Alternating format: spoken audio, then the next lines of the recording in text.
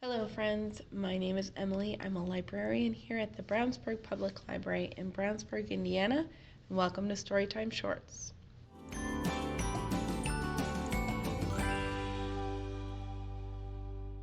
Thank you so much for joining me for this episode of Storytime Shorts. As always, our goal is to share some fun things to do with your little one that also help support early learning, all geared towards kids ages 0 to 5 and their caregivers. Today we are celebrating some traditional rhymes and songs. They're called nursery rhymes. You may know some of them already, but there might be a bit of a twist in my versions. So I love nursery rhymes because they often have fun rhyming words. Today we'll be sharing 3 nursery rhymes and songs, book suggestions, and a craft idea. As always, there is a table of contents in the video description that you can use to quickly skip or revisit any of these activities. Grown-ups singing or saying nursery rhymes helps children get ready to read. These verses help them hear the smaller sounds in words by using rhythm, nonsense syllables, and rhyme. Traditional rhymes use a wider vocabulary than we may use in our everyday speech as well. Our first nursery rhyme is for counting, and I have 2 different versions of it. For bitty babies, this is a great leg exercise rhyme.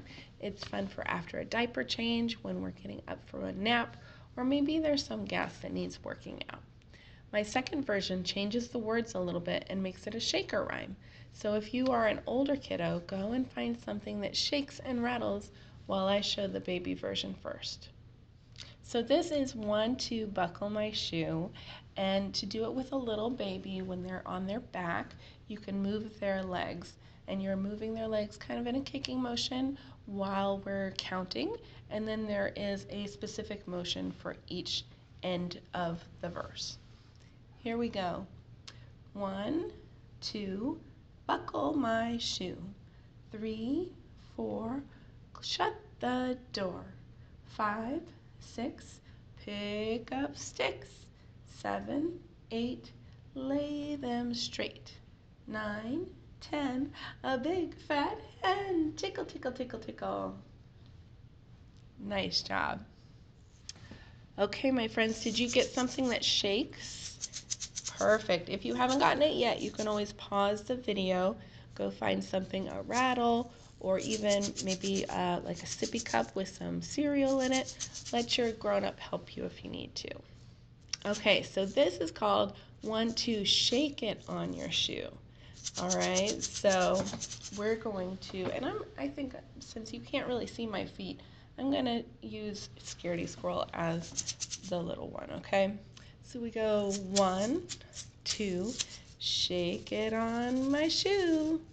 3, 4, shake it on the floor. 5, 6, stir and mix. 7, 8, stand it up straight. 9, 10, wave to your friends.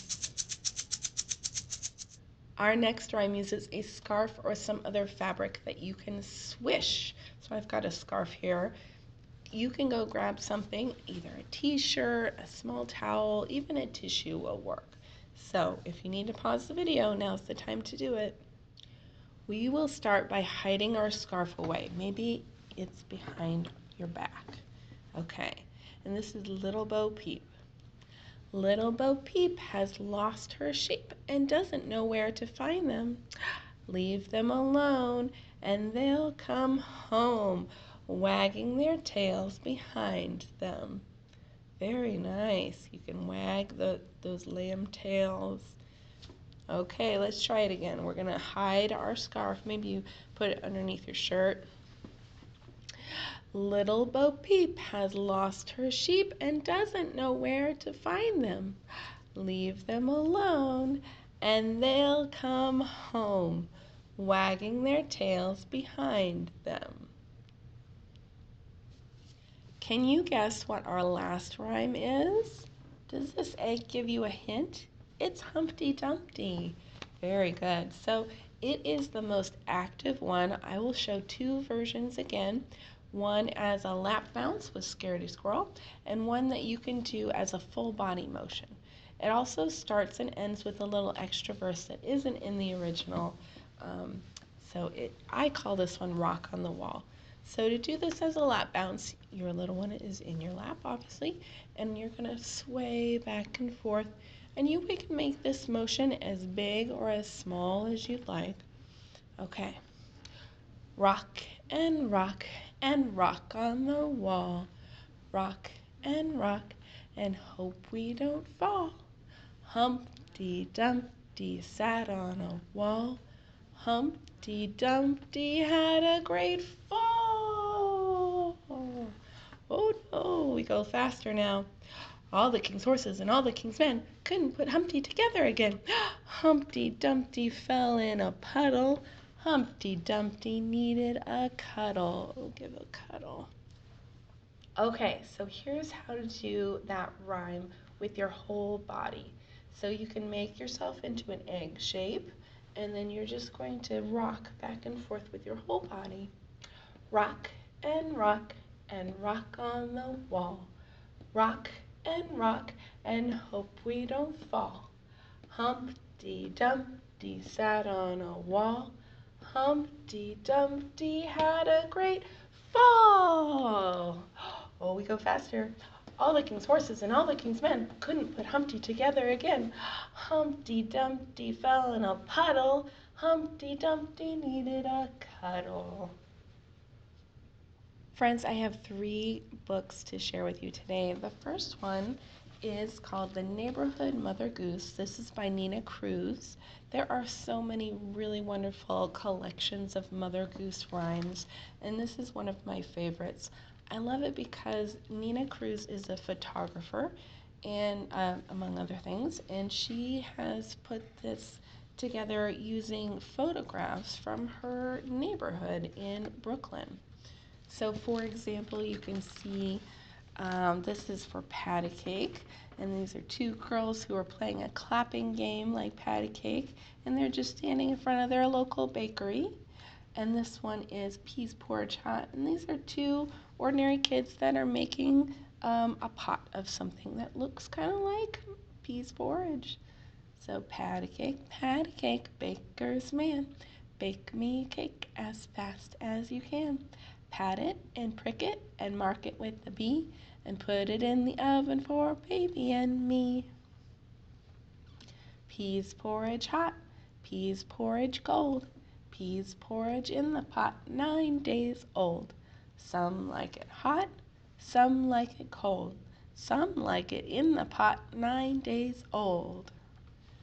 So you can look through that one and see all kinds of fun scenes of kids just like you acting out the Mother Goose rhymes. The second book I'd like to share with you today, this is Old Mother Hubbard by Jane Cabrera. So you might find authors like Jane Cabrera that will take nursery rhymes and they kind of play with them. So this is Old Mother Hubbard. It kind of starts with the traditional rhyme. Old Mother Hubbard went to the cupboard to feed her poor dog a bone. But when she got there, the cupboard was bare, and so the poor dog had none. But then it keeps going. She went to the tailor's to buy him a coat. But when she came back, he was riding a goat. So these are just fun extensions of the traditional nursery rhymes. Jane Cabrera is one that does that really well. The last book I'd like to share with you is called After the Fall. Maybe you see Humpty Dumpty on the top. This is by Dan Santat. And so after your children might be more familiar with nursery rhymes and what they are, books like these can be really fun because they kind of extend the story. So like what happened to Humpty Dumpty after he fell from the wall. So this is a little bit more sophisticated than like the Jane Cabrera, but it's still very fun. It says, "My name is Humpty Dumpty. This was my favorite spot, high up on the wall. I know it's an odd place for an egg to be, but I loved being close to the birds. Then one day I fell. I'm sort of famous for that part. Folks called it the Great Fall, which sounds a little grand. It was just an accident, but it changed my life. Fortunately, all the king's men managed to put me back together. Well, most of me. There were some parts that couldn't be healed with bandages and glue. So you see him, he's laying on the floor because he's scared to get up into his bunk bed. So this is all about Humpty Dumpty becoming afraid of heights and what happens to him and how he deals with that. So it's a fun and very creative take on Humpty Dumpty. Friends, today's craft is to create a nursery rhyme scene. So you can choose any nursery rhyme that you like and think about what are the most important elements to the rhyme. So if you're doing Little Bo Peep, you might make a little girl and a sheep. Or for Humpty Dumpty, a big wall and an egg. Will your scene be before or after Humpty Dumpty falls? Here is mine, and I've made the Itsy Bitsy Spider. So I made a water spout and the spider, of course, some raindrops, and the sun. So be creative. You can cut out different shapes from colored paper or use any drawing utensils you like to draw it out. But think about what nursery rhyme would you like to illustrate? Thanks so much for joining me for this episode of Storytime Shorts. We'll see you next month, and in the meantime, keep reading, keep singing, keep rhyming, keep learning. Goodbye, friends.